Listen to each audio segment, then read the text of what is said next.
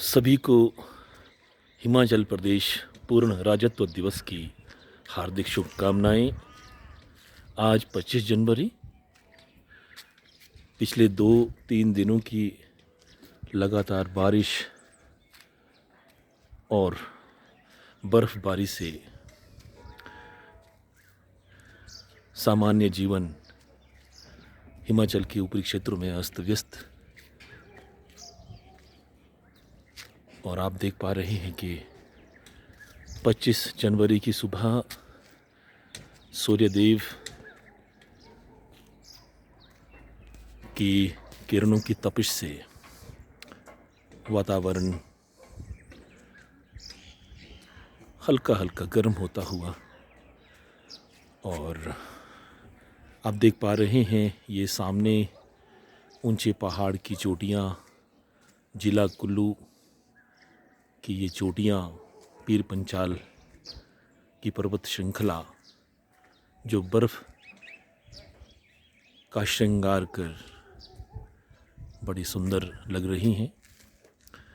और इन पहाड़ों के साथ उनके गलों में बाहें डाल करके बादल की श्रृंखला मानो प्रकृति का सुंदर नज़ारा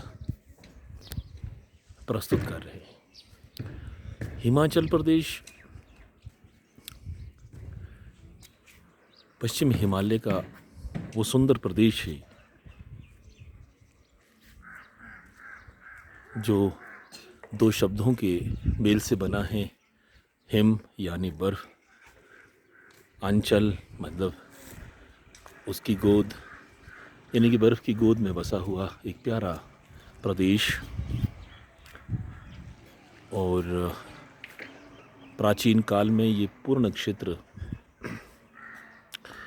जालंधरायण के नाम से या जलंधर पीठ के नाम से जाना जाता था।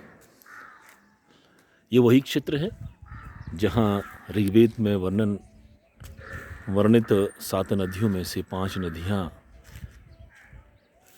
इस प्रदेश से बहती हैं। शतुद्धी नदी,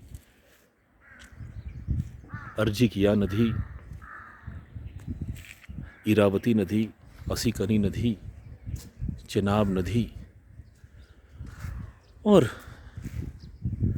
ऐसा मानना है कि इन्हीं सप्त सिंधु क्षेत्र में, इन 7 नदियों के क्षेत्र में ही वेदों की ऋचाओं का प्रणयन हुआ। और हिमाचल में वैदिक काल से लेकर ही ऋषि मुनियों के आश्रम रहे। आर्यों का यहाँ पर आगमन हुआ।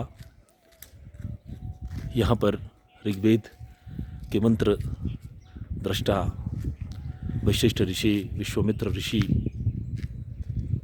जमदग्नि ऋषि और इसके अतिरिक्त कश्यप ऋषि, मृकुंड ऋषि, मांडव्य ऋषि, व्यास ऋषि, सुखदेव मुनि, अनेक ऐसे ऋषियों के यहाँ पर मंदिर हैं और उन मंदिरों से जुड़ी हुई लोगों की आस्थाएं हैं। उससे ये प्रमाणित होता है कि ये क्षेत्र निसंदेह ऋग्वेद और वेदों की स्थली रहा है। और यहाँ के कण कण में देवी देवताओं का वास है। यहाँ की जो लोक परंपरा है वो देव परंपरा ही है। हर कार्य इष्ट देव की संतति से, इष्ट देव की सम्मति से ही पूर्ण होते हैं। यहाँ के लोक पर्व, यहाँ के देवोत्सव, यहाँ के लोक उत्सव, सभी में देव की उपस्थिति अपरिहार्य मानी जाती है। और इस हिमालय के सुंदर अंचल में बसा हिमाचल प्रदेश 15 अप्रैल 1948 को अस्तित्व में आया, एक चीफ कमिश्नर स्टेट के रूप में। उसके बाद एक लंबी लड़ाई इस प्रदेश के लोगों ने लड़ी।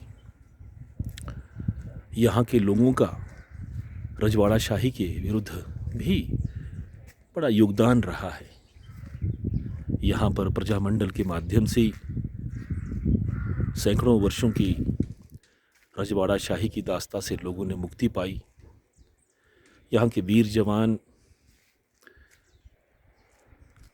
सेना में देश की रक्षा के लिए अपनी बहादुरी के लिए माने जाते हैं। यहाँ के लोग अतिथि प्रिय, भोले भाले और अपने देव परंपरा से जुड़े हुए लोग हैं। यहाँ के बर्फ़ से ढकी हुई पहाड़ियाँ और कलकल करते हुए नदी नाले एक मधुर संगीत पैदा करते हैं। यहाँ के लोक गीतों में, यहाँ की लोक गाथाओं में और यहाँ के लोक नाट्यों में यहाँ का दुख दर्द, यहाँ की सामाजिक व्यवस्था, यहाँ का लोगों का दुख दैन्य परिलक्षित होता है। और आज हिमाचल भारत के अग्रणी विकसित राज्यों की श्रेणी में आता है। यहाँ की भौगोलिक स्थिति, यहाँ की देव परंपरा, यहाँ के लोगों का अतिथि प्रिय स्वभाव बरबस ही सारे विश्व के लोगों को अपनी तरफ खींचता है। और इसी हिमाचल में ही शैव और शाक्त परंपरा बड़े दृढ़ रूप से जुड़ी हुई है। यहाँ पर अधिकतर मंत्र भगवान शिव और शक्ति को समर्पित है। निश्चित रूप से वैदिक शास्त्रों का अध्ययन करने से ये प्रतीत होता है कि हिमालय क्षेत्र, हिमालय पर्वतराज का क्षेत्र रहा है।